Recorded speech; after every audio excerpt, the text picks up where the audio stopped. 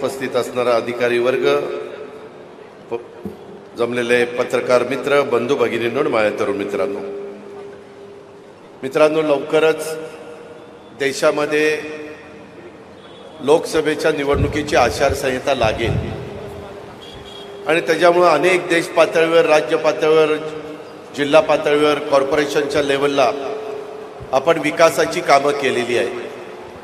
त्याच्यामुळे अनेक कामांची भूमिपूजन, उद्घाटनं सध्या सगळीकडेच चालू असलेलं चित्र आपल्याला सगळ्यांना पाहायला मिळतंय.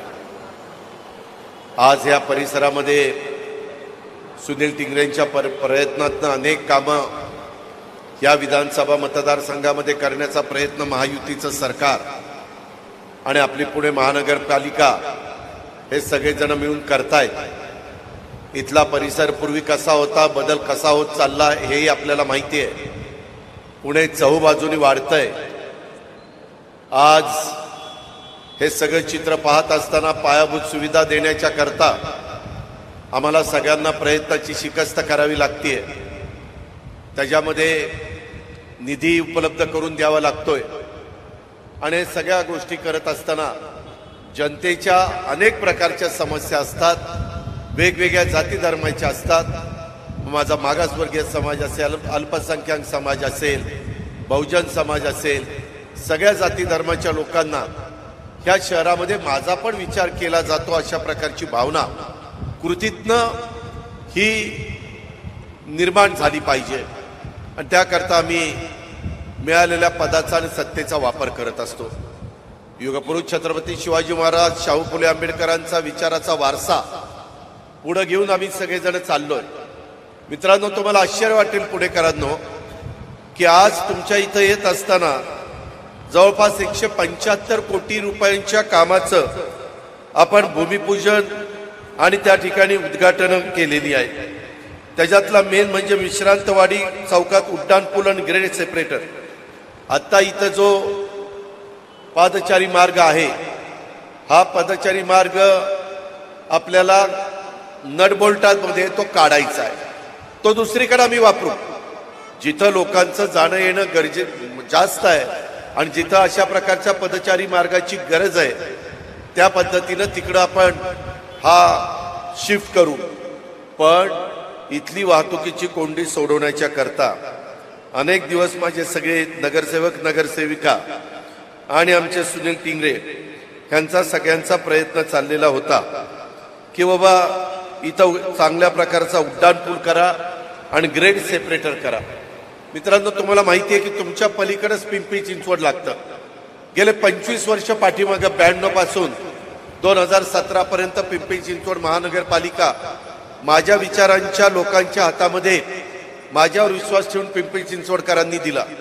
आणि मग तिथं मी एवढे ग्रेड सेपरेट केले, फ्लायओव्हर केले, डबल फ्लायओव्हर केले, प्रचंड तिथं काम केलं. आणि त्या सगळ्यात जुन्या असणाऱ्या ग्रामपंचायती, त्याच्यातनं झालेली नगरपालिका, त्याच्यातनं झालेली महानगरपालिका, हे सगळं चित्र बदलून टाकलं.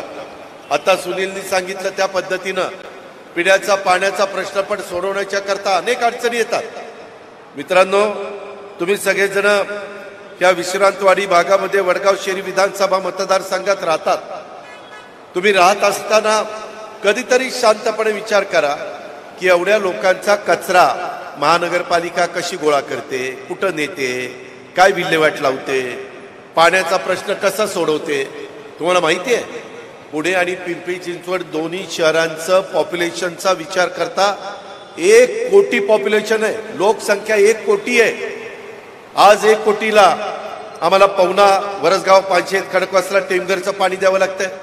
भामा आसखेडचा आत्ताच सुनीलने उल्लेख केला, ते पाणी शेतीचं आम्हाला बंद करावं लागलं. लोकांना देण्याच्या करता इकडं पुण्याला आणि पिंपरी चिंचवडला द्यावं लागलं. आता हे ट्रीट केलेलं पाणी आम्हाला शेतीला द्यायचं आहे, कारण आपण जे वापरलेलं पाणी आहे त्याच्यातलं बरंचसं पाणी त्या ठिकाणी नदीला जातं.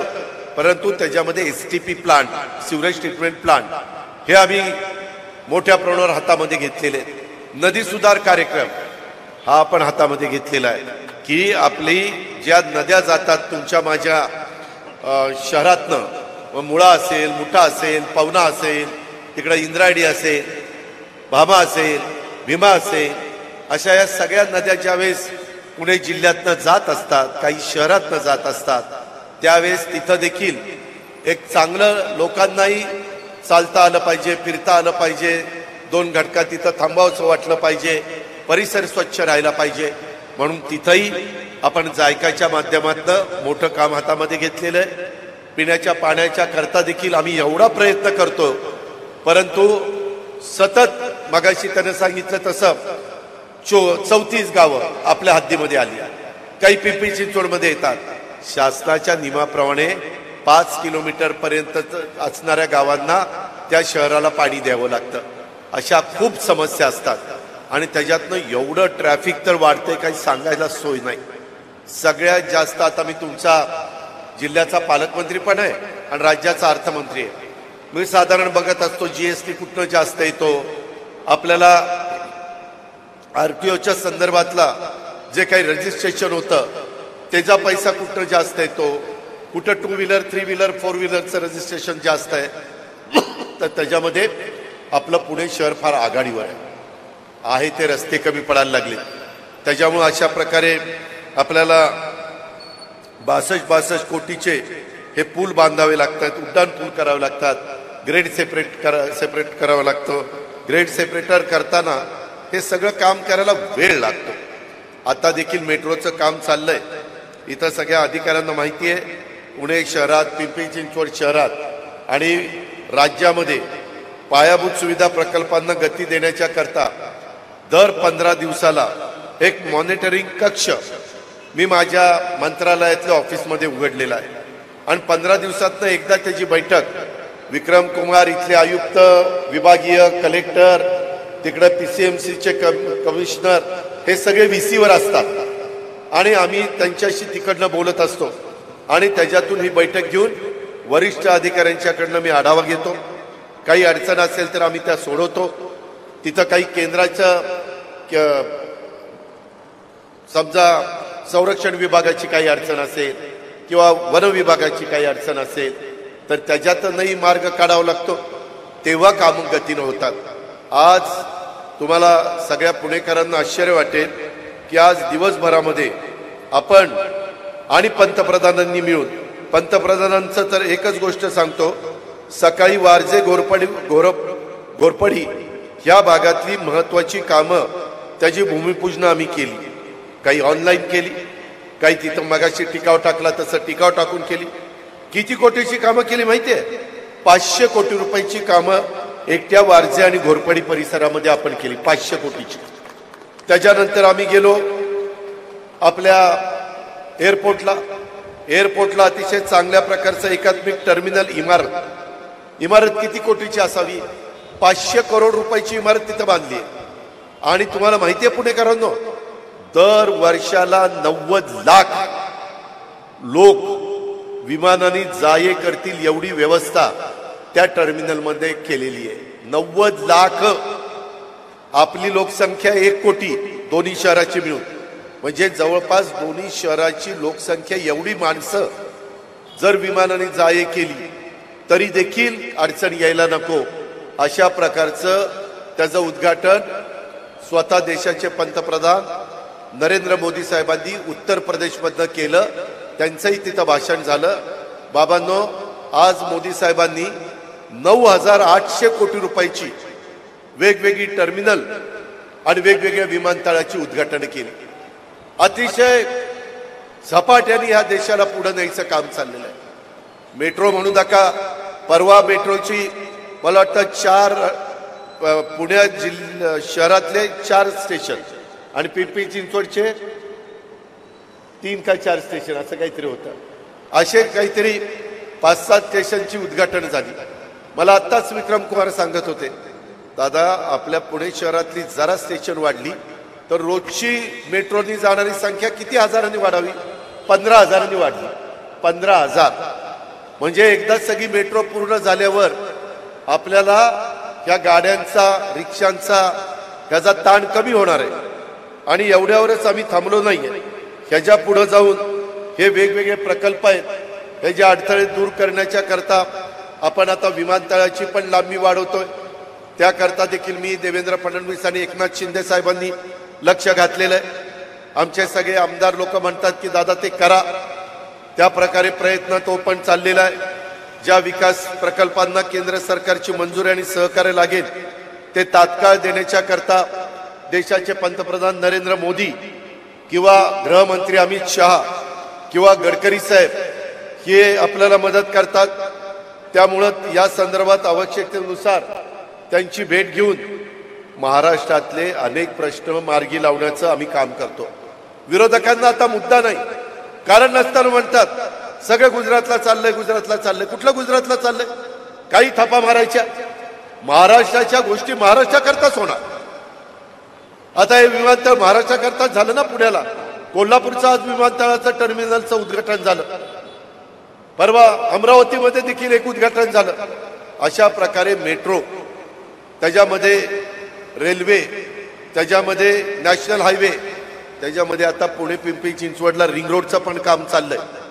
जवळपास जमीन ताब्यामध्ये घेण्याचा अंतिम टप्प्यामध्ये ते झाल्यावर एवढा मोठा रिंग रोड पुणे आणि पिंपरी चिंचवड शहराला आपण करतोय की सोलापूर, नाशिक, नगर, सातारा, तिकडं बेंगलोर, कोल्हापूर, इकडनं मुंबई, ह्या कुठल्याही भागात, इकडं कोकणातनं, ताम्हाणी घाटातनं रायगड, ह्या कुठल्याही भागातनं माणसं आली आणि त्यांचं पुण्यात काम नसेल तर ते बाहेरच्या बाहेर रिंग रोडनी जातील।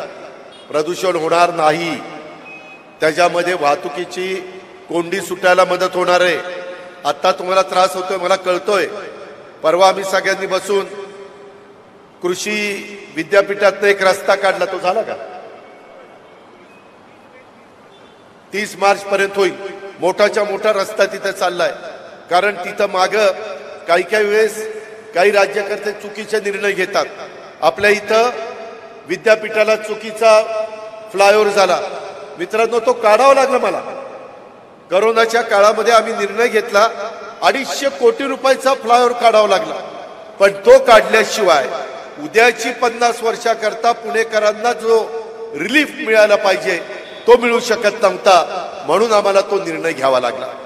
आता तिथं पण ग्रेड सेपरेटर, तिथं खालचा रोड, त्याच्यावर फ्लायओव्हर 4-4 पदरी आहे का 3-3 पदरी येतो?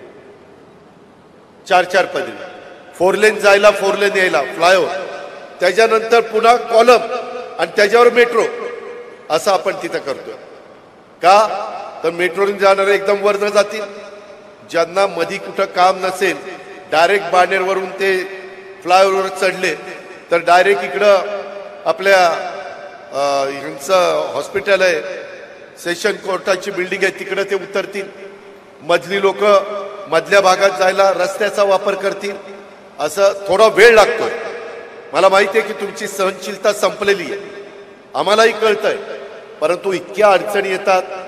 विक्रम कुमार काम जोरात करा, कुठं काम सुरू झालं जोरात की झाडाला स्टे आलाच, झाडं तोडू नका, झालं 15-3 आठवडे आमचे त्याच्यातच जात आहेत। शेवटी कोर्टाचे पण आदेश मानावे लागतात, कधी PMRDAला मला सांगावं लागतं। मित्रांनो, वरचेवर मी विश्रांतवाडी किंवा आपल्या परिसरामध्ये येऊ शकत नसेल, आमचे चंद्रकांत दादा पाटील येऊ शकत नसतील, दिलीप वळसे पाटील असतील, देवेंद्रजी असतील किंवा एकनाथराव शिंदे असतील, पण आम्ही मंत्रालयामध्ये बसून किंवा पुण्याच्या हेडक्वार्टरला बसून हे सगळे प्रश्न मार्गी लावण्याचं काम करत असतो आणि त्याला पाठपुरावा करण्याचं काम हे आमचे सिद्धार्थ त्या ठिकाणी असेल किंवा शिरोळे असतील किंवा सुनील टिंगरे असतील, तिकडं आमचे चेतन तुपे असतील, माधुरी मिसाळ असेल, तिकडं भीमराव असतील, हे सगळेजण, कांबळे असतील सुनील, हे सगळे आमचे आमदार आम्हाला त्याचा पाठपुरावा करत असतात, म्हणून ही कामं होत आहेत। सुनीलनं सांगितलेली गोष्ट खरी आहे। यंदाच्या वर्षी तुमच्या समोर जो अजित पवार बोलतो त्याच्या हातामध्ये तुमचं बजेट कितीच आहे? 11,600 कोटीचं, आणि मी सादर करतो ते बजेट कितीच आहे? 6 लाख कोटीच्या पुढचं। कुठं 11,600, कुठं 6 लाखाच्या पुढचं? अर्थात ते राज्याचं आहे, हे शहराचं आहे, ह्याच्यापेक्षा कितीतरी मोठं मुंबई शहराचं आहे। मलाही कळतंय, मी ज्यावेळेस माजी नगरसेवक नगरसेविका भेटत असतात, सांगत असतात की दादा हे काम करून द्यायला सांगा, तिथं निधी टाकायला सांगा. त्यावेळेस आपल्याला सगळं 11,600 कोटीतच बसवावं लागतं. तिथले पगार, तिथल्या बाकीच्या सगळ्या सुविधा आणि मग काही त्यांचा निधी, काही केंद्राचा निधी आणि काही राज्याचा निधी. आता आपण मेट्रो इथं करतोय, 50% वित्तीय संस्थांचे पैसे आम्ही उचलतो, कर्ज काढतो. 20% राज्य सरकार, 20% केंद्र सरकार, 10% महानगरपालिका. असं साधारण 100चा आकडा आम्ही त्या ठिकाणी म्हणजे 1,00,000 कोटीचं मेट्रोचं काम पुणे पिंपरी चिंचवडमध्ये करायचं तर 50,000 कोटी रुपये आम्ही कर्ज काढतो. 20,000 कोटी केंद्राचे नरेंद्र मोदी साहेब देतात. 20,000 कोटी रुपये एकनाथराव शिंदे, देवेंद्रजी, मी, आम्ही सगळे मिळून राज्य सरकारचे भरतो आणि 10,000 कोटी जेवढा हिस्सा पिंपरी चिंचवडचा असेल तर ते त्यांचा देतात 10%नी किंवा आमचे पुणे महानगरपालिका देते. ह्याच्यातून कामं होत असतात. आणि मग उद्या ती रेल्वे मेट्रो सुरू झाली की तुमच्या तिकिटातनं ते 50,000 कोटीचं रिपेमेंट, मी 1,00,000चं गणित सांगितलं, त्या पद्धतीनं ते जात असतं. ह्या सगळ्याचा साकल्याने आम्ही सगळेजण विचार करतोय. मित्रांनो, आमचा सगळ्यांचा प्रयत्न आहे की राज्यातील प्रश्न मार्गी लागावेत, केंद्राचे प्रश्न मार्गी लागावेत आणि या पुढच्या काळात राज्यातील विकास प्रकल्प वेगाने पूर्ण करणं याकरता शासनाने सर्वोच्च प्राथमिकता दिलेली आहे.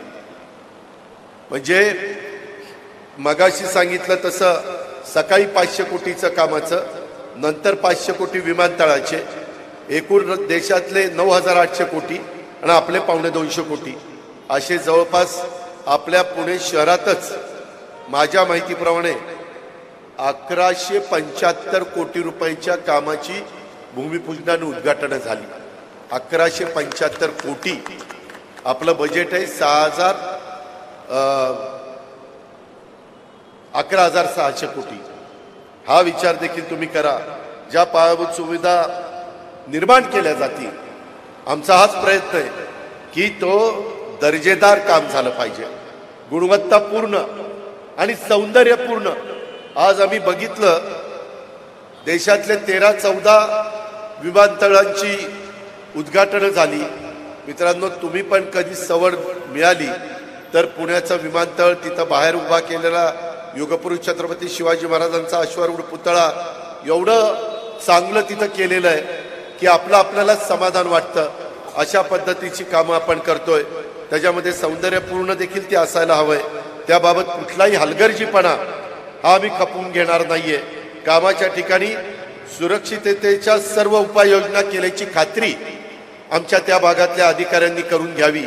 ज्यांनी कामाच्या दर्जात कुचराई केल्याचं निदर्शनास आलं तर त्या कॉन्ट्रॅक्टरला पण काळ्या यादीमध्ये टाकायला आम्ही मागं पुढं बघणार नाही. ही पण बाब आपण लक्षामध्ये ठेवा.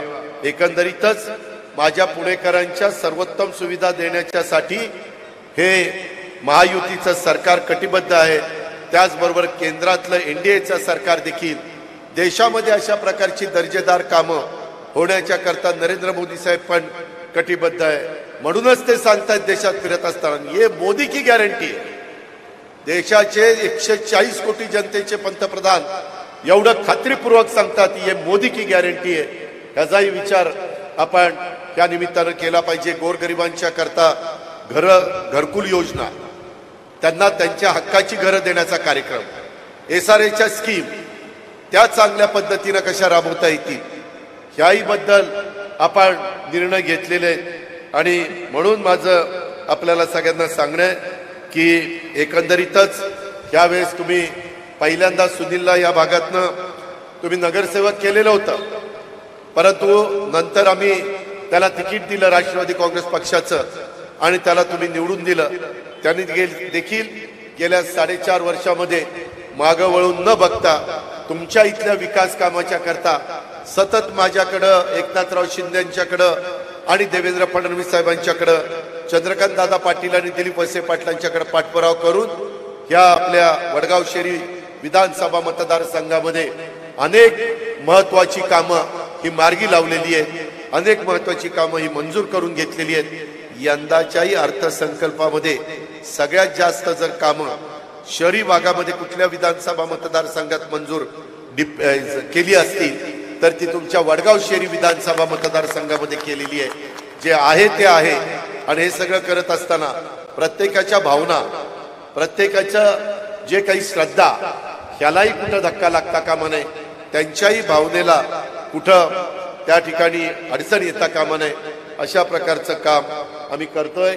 कायदा सुव्यवस्था चांगली राखण्याच्या करता आम्ही प्रयत्न करतोय. मी जाहीरपणे सांगतोय, आजच आम्ही पुन्हा सीपीला सांगितलेलं आहे, मधना आधना कोणतरी कोयता गँग कसले रे कोयता गँग, हे कोयता गँगवाल्यांचा तर सोपडा साफच करून टाकणार.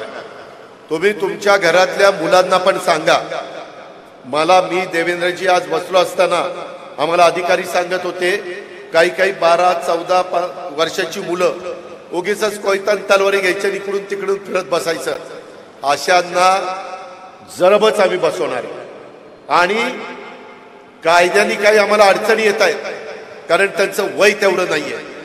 त्यांच्या आई वडिलांना बोलवणार आहे की तुमचा मुलगा काय दिवा लावतोय ते बघा. त्या आई वडिलांनी आपल्या मुलाला, आपल्या कार्ट्याला नीटपणे वागायला शिकवायला पाहिजे. नाहीतर मला काय माहिती राव, माझं कार्ट तसं करतंय, मला माहितीच नव्हतं. अजिबात नाही. आई वडिलांचं काम आहे पोरीला जन्म दिल्यानंतर ती कशी वागती, कशी बोलती, कुठं जाती, कोण मित्र आहेत, कोण मैत्रिणी आहेत, बघायला नको का? त्यामुळं ह्या कुणाचाही मुलायचा आम्ही ठेवणार नाही कुठल्याही परिस्थितीत. जसं आता नवीन सीपी आल्यानंतर 4,500 कोटीचे ड्रग्ज आपण पकडले. त्याचे धागेदोरे काही लंडन मध्ये निघाले, काही पंजाब मध्ये निघाले, काही दिल्लीमध्ये निघाले, काही वेगवेगळ्या भागात निघाले. काही जण झटपट श्रीमंत होण्याच्या करता असले नको ते धंदे करतायत आणि चांगल्या माणसांना त्या अडचणी निर्माण करतायत. जनतेला त्रास होतोय. नवी पिढी त्याच्यातनं अडचणीत येते. चुकीच्या सवयी लागतायत. काही जण व्यसनाधीन होत आहेत. याकरता या गोष्टी आम्ही अजिबात खपून घेणार नाही. ते पोरग किंवा कुणी किती मोठ्या बापाचं असलं तरी त्याच्यामध्ये त्याचा मुलायजा ठेवला जाणार नाही. म्हणून मी आज जाहीरपणे सांगतो, उद्या कुणी म्हटलं की दादा एकदा चूक झाली, आता पदरात घ्या. पदर आमचा फाटलाय. आता पदरात घ्यायची परिस्थिती राहिली नाही. पदर नाही आणि धोतर नाही, डायरेक्ट टायर मध्येच, मधी कुठं नाही. त्याच्या मी पुन्हा निक्षून सांगतोय, त्याच्यामध्ये आपल्याच वडगाव शहरी विधानसभा मतदारसंघात परवा काहीतरी घडलं. विश्रांतवाडीतच चाले, त्यांना तर हुडकूनच काढतो. हे अजिबात चालणार नाही. शेवटी आपलं पूर्ण विद्येचं माहेरघर आहे. आपल्या पुण्याला एक वेगळा इतिहास आहे. छत्रपती शिवाजी महाराजांच्या पदस्पर्शाने पावन झालेला, राजमाता जिजाऊंनी संस्कार केलेला हा सगळा परिसर आहे. त्याच्यामुळे त्यांच्या नावाला, बाबासाहेब आंबेडकरांच्या, महात्मा फुलेंच्या, शाहू महाराजांच्या, या कुठल्याही महापुरुषांच्या नावाला कुठं धक्का लागता कामा नये. राजमाता जिजाऊ असतील, पुण्यश्लोक अहिल्यादेवी होळकर असतील, सावित्रीबाई फुले असतील, कितीतरी रमाई असतील, कितीतरी महिलांची पण नावं घेता येतील, मौलाना आझाद असतील. या कुणालाच त्याच्यामध्ये काही कमीपणा वाटता कामा नये. अशा पद्धतीनं त्यांनी ठेवलेला आदर्श हाच डोळ्यासमोर ठेवून आपल्याला सगळ्यांना काम करायचंय. आणि त्याच्यातून आज कामं करत असताना आमच्या प्रभाग क्रमांक 1 आणि 2, प्रभाग क्रमांक 2 आणि 3 याही वेगवेगळ्या भागामध्ये, येरवडा असेल, लोगाव असेल, निरगुडी असेल, कल्याणी नगर, वडगाव शेरी असेल, वडगाव शिंदे असेल, मांजरी खुर्द असेल, खराडी चंदननगर असेल, इथं बरीच कामं आपण हातामध्ये घेतलेली आहेत. यंदाचं वर्ष हे निवडणुकीचं वर्ष राहणार आहे. कारण 2 महिने जातील लोकसभेच्या निवडणुकीला, 2 महिन्याचा काळ जाईल विधानसभेच्या निवडणुकीला, 8 महिनेच राहत आहेत. त्या 8 महिन्यात विक्रम कुमार तुम्हाला आणि तुमच्या टीमला आणि शासनाचे पण अधिकारी आणि त्यांच्या टीमला व्यवस्थितपणे काम करावं लागणार आहे. एबीपी माझा, उघडा डोळे बघा नीट.